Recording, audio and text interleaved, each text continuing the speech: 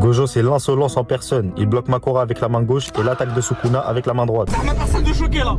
Quand Makora a sauvé Sukuna qui s'est fait tabasser par Gojo, ça se compliquait car Makora s'était adapté à l'infini. Mais tout n'est pas perdu, alors Gojo enchaîne Makora de coups de poing et termine son enchaînement en balançant un rouge que Makora parvient quand même à encaisser. C'est là où Gojo bloque les deux chacun avec un bras. Et là, Sukuna lui dit clairement yeux dans les yeux, ce n'est pas un 2 contre 1 mais un 3 contre 1. Lui-même il assume, donc les pros Sukuna arrêtez de dire qu'il n'y a pas eu de 3 contre 1. Ensuite, Gojo montre qu'il n'est pas du tout impressionné et prend même ça à la rigolade en disant que Sukuna ressemble à un enfant porté par ses parents. Le combat reprend et les trois s'attaquent simultanément à Gojo qui gère sans trop de difficultés en esquivant, ripostant. Il attend même le timing parfait afin d'envoyer un rouge en pleine face sur Makora et Agito à la fois. Grâce à cette attaque, Gojo teste l'adaptation de Makora à son rouge et il comprend que ce ne sera pas suffisant pour gagner. Il arrive à la déduction qu'il devra tuer Makora avec une technique premièrement assez puissante et destructrice pour le détruire et deuxièmement une technique à laquelle Makora ne s'est pas encore adapté. Et le seul sort qui regroupe ces deux conditions, c'est l'équation imaginaire illimitée ou Purple. Pour la première fois du combat, Gojo donne tout car il sait que la défaite lui est possible.